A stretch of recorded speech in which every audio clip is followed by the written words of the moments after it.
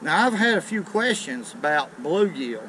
I realize that a lot of states prohibits the use of bluegill, but here in Alabama, you can use them if you catch them with a reeling rod.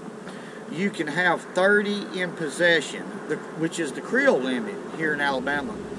Now, if you catch them with a cast net, you can't use them. So, that's the laws here in this state.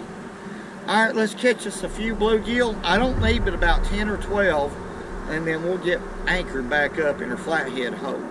And what I'm using is Canyon Creek rod, 7 feet long, real limber, Daiwa reel loaded with 2-pound test line. I have a strike indicator right here. It's just a small float, that's all it is, with an Eddie Reasoner flat right there, and that's a weighted nymph. Now I'm going to go down through this bank, right here, and catch us some live bluegill. I'm going to catch us some bluegill. Woo! I'm talking about woo! Okay.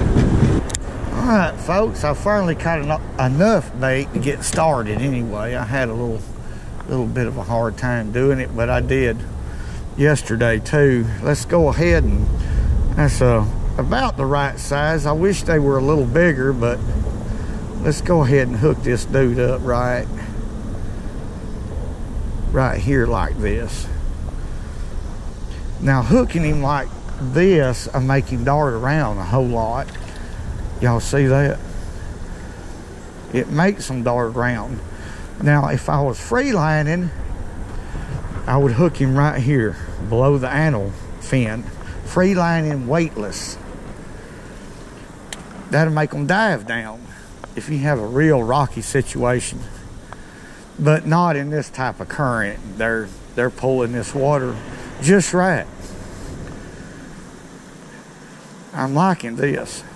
Hey man, you got one on Southwest right there. You got a bit of that right. You get it, man. Cause you understand what right here. Let's see what's going on right here, folks.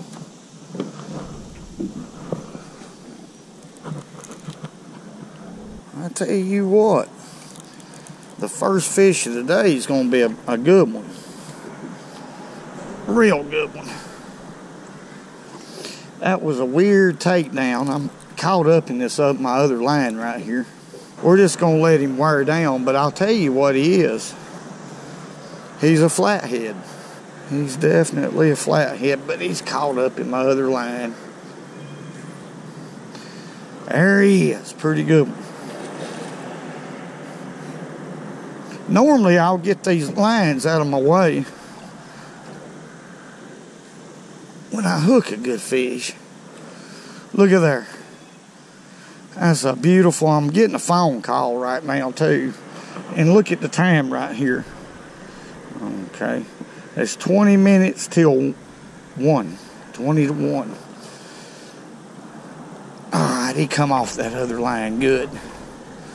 And I'll show you what I'm doing today. Let's get him in the bucket. I mean, let's net him. I'm sorry. There he goes again. Oh, man. He's fighting. There we go. I'll show this fish to y'all. Right here, we'll lay him right there. Let's get a little more water right here. It's hot, and this aluminum boat gets hot. Woo, he's a healthy fish, I can tell you that. Fat. He's been eating. Woo. Yeah, folks, that was right in the middle of the day, fish. And, well, that circle hook didn't get him right in the corner of the mouth. He got him right there. Mama Sue's calling me again. I know it's Mama Sue because she loves me. That's the reason why she's calling me. Let's get her hook out. They're supposed to get them in the corner of the mouth, but they don't always. Quit. But that's a pretty good flathead right there to start it off. And let's let him go, and I'll show you what I'm using. What I caught that fish off of. He done got me. That inside ridge of their teeth, that tooth patch that goes along the top and the bottom, the inside ridge is extremely sharp. That's what it does right there. If you grab in there too far. Now their back is not near as hard as a blue cat, but that little ridge will open you up. Quit. Doggone thing. Let's let him go. We'll put him. I got a mess in here, folks. Catfishing, you need a lot of stuff. Ain't no doubt. Let's put him back right here. Watch him. Well, that's the first time I've seen a flathead do that. He wasn't out of the water very long. There he goes. There he goes. I just tired him out, is what happened. Right there. I'm going to answer Mama Sue real quick, and I'll show you exactly what we're doing today.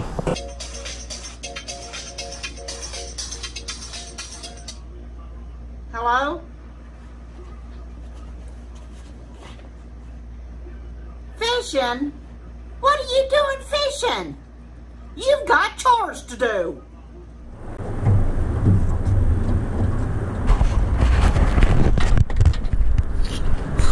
But what I'm doing, I'm not fishing real heavy today. This is a Cadence 7.5 foot heavy action rod.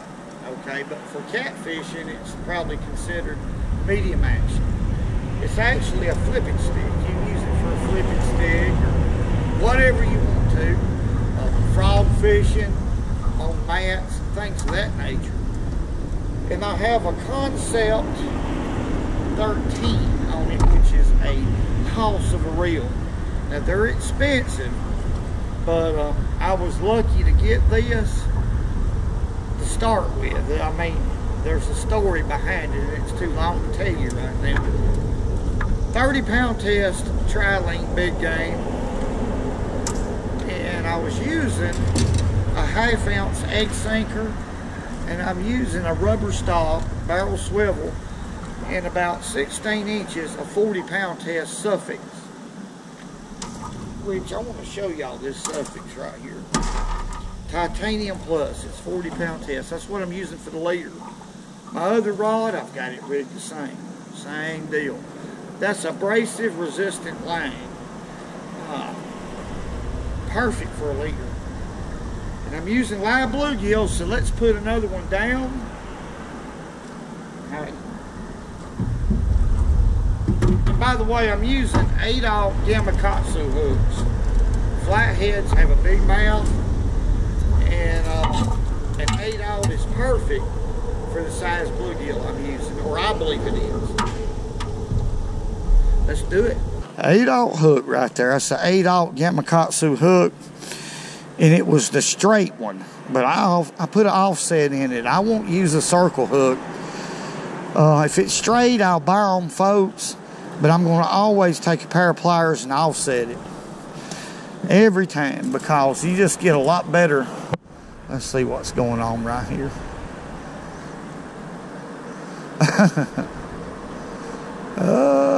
I don't think that's a flathead, but anyhow, let's get us a bait and get one down. I'm using live bluegill, and this is about the size bluegill I caught that fish on.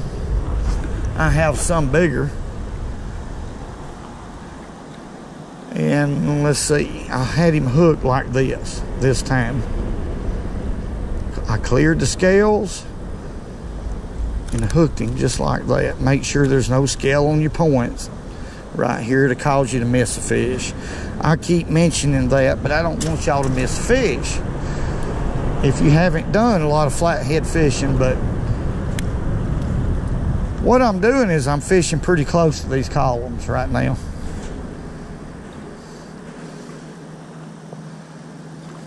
these fish are starting to move.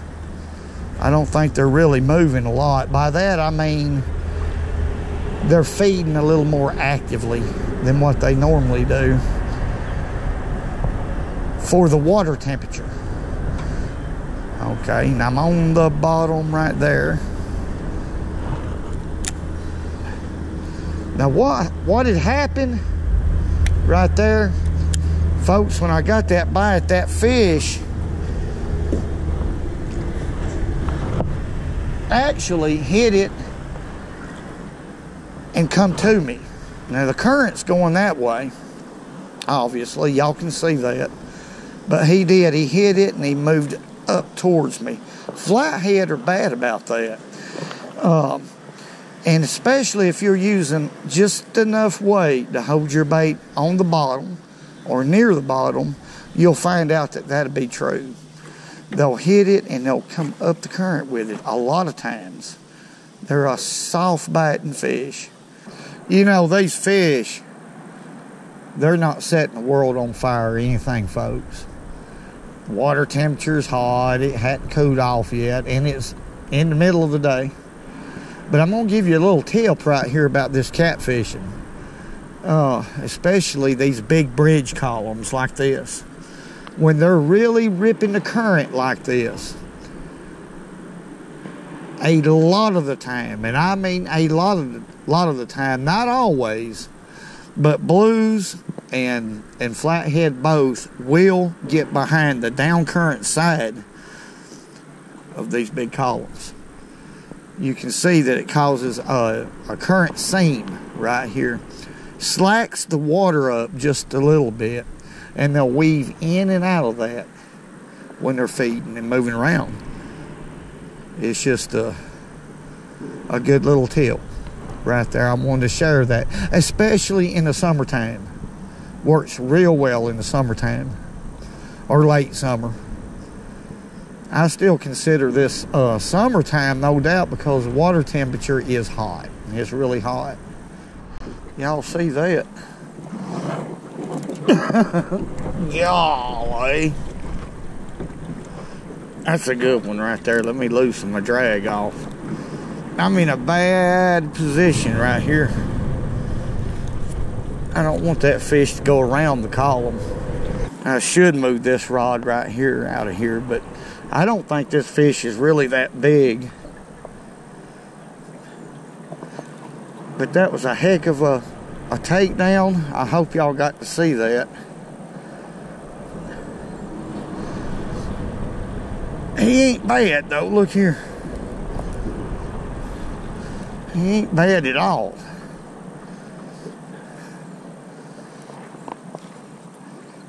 I'm gonna loosen this drag just a little bit more. That fish is real green, real green. A blue? What's a blue doing hitting a bluegill? Well, I don't know how many of these things I've caught on bluegill. Look at him. A lot of current right here. So I'm just going to take my time. My goodness, that was a good takedown. We're supposed to be catching flatheads, Blue. But now Blue Cat love bluegill. They love them. I thought that fish was a little bigger than this one, but on this kind of tackle right here, it'll test it. It'll test this type of tackle. There he is. Quit. You stop it. You ain't that big. You ain't bad though.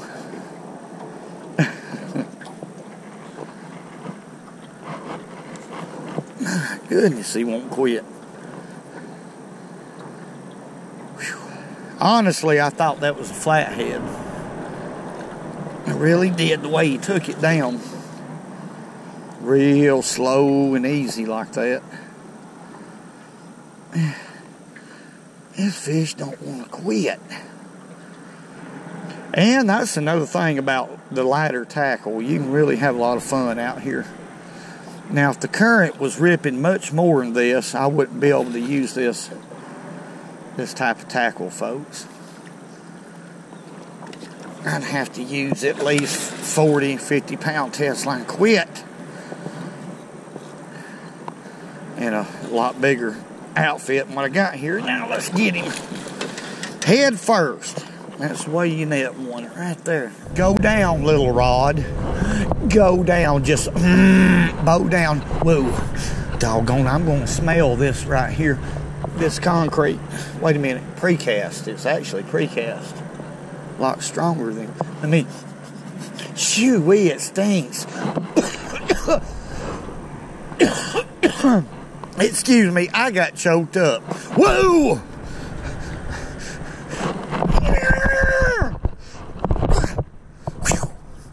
Hey, let's let him go. Go. Whoa.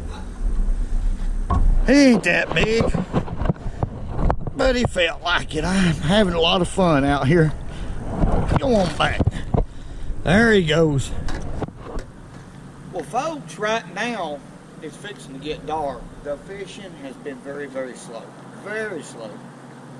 And right now I'm fishing with skipjack herring, hoping to get a big bite. But I'm set up here in 26 feet of water right now. There's a lot of bait fish in here. The fish are real neutral today. They're tough today. Now tomorrow they can bite like crazy, but still I want to make a few shout outs right here. One to Eddie Reesner for sending me some tackle to fish with. And I'm going to go fish with Eddie. He's lives in Memphis, Tennessee, and he's one of the if you remember the band Three Dog Night, he's one of the band members. And also, I want to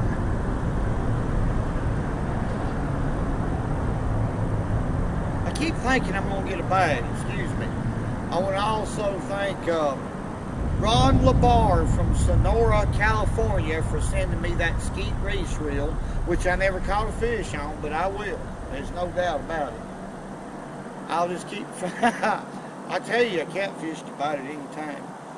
And also a shout out to the Brim Professor who sent me some flies that I haven't fished with yet. And also Reverend Kev who made me some flies also. And to the rest of you, thank you very much for everything that y'all do. God bless each and every one of y'all. Hey.